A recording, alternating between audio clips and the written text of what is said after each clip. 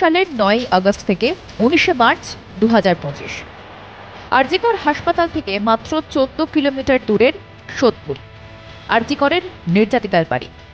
এই ১৪ কিলোমিটার পথ পাড়ি দিতে একটা ডেথ সার্টিফিকেটের সময় লাগলো ২২২ দিন, প্রায় ৭.৫ মাস। অথচ আর.জি. করের নির্যাতিতা চিকিৎসক তরুণীর ধর্ষিতা শরীরটা তড়িঘড়ি পুড়িয়ে ফেলতে, দ্বিতীয়বার ময়নাতদন্ত আটকাতে, প্রমাণ নষ্ট করতে সতর্ক প্রশাসন ও শাসক দলের ১৬ থেকে ১৮ ঘন্টা সময়ও লাগেনি।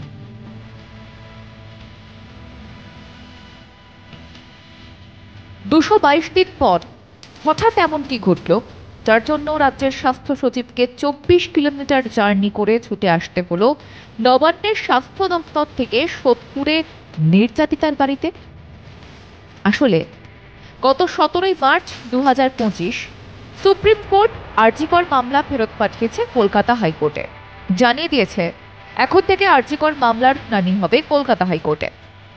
সুপ্রিম কোর্টের নির্দেশে হাইকোর্টের নজরদারিতে কেন্দ্রীয় তদন্তকারী সংস্থা সিবিআই আর.জি. কর মামলার তদন্তের বাকি কাজ সম্পন্ন করবে। আর এই নির্দেশের পর ৪৮ ঘন্টাও কাটেনি, টনক নড়ল রাজ্য সরকারের। বুধবার বিকেল ৩:৩০ নাগাদ আপলোড করা হয় ডেথ সার্টিফিকেটের নথি, আর রাতেই বাড়িতে হাজির সরকারের প্রতিনিধি। আমাদের ওদের একটা ডেথ সার্টিফিকেট দেওয়ার কথা ছিল, সেটা দিয়ে দিলাম। দেওয়া হয়েছে। হ্যাঁ, হ্যান্ড ওভার করলাম।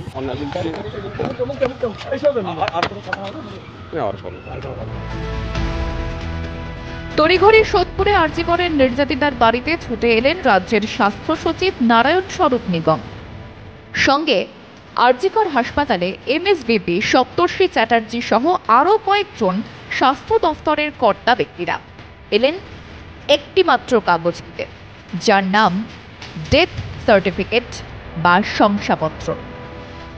সন্তানহারা বাপ মায়ের হাতে সেই ডাক্তারি পড়ুয়া কন্যার মৃত্যুর শংসাপত্র তুলে দিতে উনি আমার মেয়ের ডেথ সার্টিফিকেটের অরিজিনাল কপিটা আমাদের একটা কপি দিয়ে গেলেন এবং বললেন পরবর্তীকালে যদি অন্য কপি দরকার হয় এমএসভিপি তাহলে দিয়ে দেবে, এবং আমাদের কাছে লিঙ্কও এসে গেছে, আমরা দরকারে প্রিন্ট আউট করে নিতে পারবো। লিঙ্কটা কবে এলো? আজকেই এসছে, 3:30 নাগাদ। রাজ্য সরকারের এই হঠাৎ তৎপরতাকে কি দিয়ে ব্যাখ্যা করবেন? ভয়, নাকি ভক্তি, নাকি স্বচ্ছতা ঢাকার চেষ্টা? অথচ এই একটা মাত্র কাগজের টুকরো পাওয়ার জন্য, সন্তানের ডেথ সার্টিফিকেটের জন্য দীর্ঘ ৭.৫ মাস সরকারের দুয়ারে দুয়ারে ঘুরেছেন নিহত ডাক্তারি পড়ুয়ার মা বাবা। কখনো বড় অফিস, কখনো স্বাস্থ্য ভবন, কখনো আর.জি. কর হাসপাতাল, কখনো নবান্নে ফোন, কখনো এমএসভিপিকে ফোন, কখনো স্থানীয় পুরসভা। কারণ সেখানকার শ্মশানেই তো দাহ হয়েছে দেহ। অনেকদিন ধরে সেপ্টেম্বর মাসে ফোনে চেষ্টা করছিলাম, 31শে জানুয়ারি তারপর লিখিত দেই। লিখিত দেওয়ার পরে খালি একবার স্বাস্থ্য ভবন, একবার বড় অফিস, একবার আর.জি. কর হচ্ছিল, অনেকবার হয়েছে। হওয়ার পরে আজকে হঠাৎ করে আমি এমএসভিকে বলি দুপুরবেলা যে অত কষ্ট করে ডেথ সার্টিফিকেট দেওয়া দরকার নেই। আমি নিজেই ফোন করে বলি, জানতে পারি আজকে নাকি ডেথ সার্টিফিকেট দেওয়া হবে। আমি বললাম বেশি কায়দা করে আমাদের সার্টিফিকেট দিতে হবে না, আমরা ঠিক জায়গা থেকে নিয়ে নেব। তখন থেকে হঠাৎ করে ঘন্টাখানেক পরে আমার কাছে মেসেজ আসে, এবং এইমাত্র তো স্বাস্থ্য সচিব নিজেই এসে দিয়ে গেলেন অরিজিনালটা। পানিহাটির শ্মশানের কোন নথিতে আর.জি. করের নির্যাতিতার মা বাবার শৈশবও কিচ্ছু নেই, যেমন নেই হাসপাতালের কোনো নথিতেও। শুধু আর.জি. করের লাশ কাটা ঘরে একটি সাদা কাগজে মাকে সই করিয়ে দ্রুত হাসপাতাল থেকে দেহ নিয়ে চম্পট দিয়েছিল সরকার আর শাসক দলের নেতারা।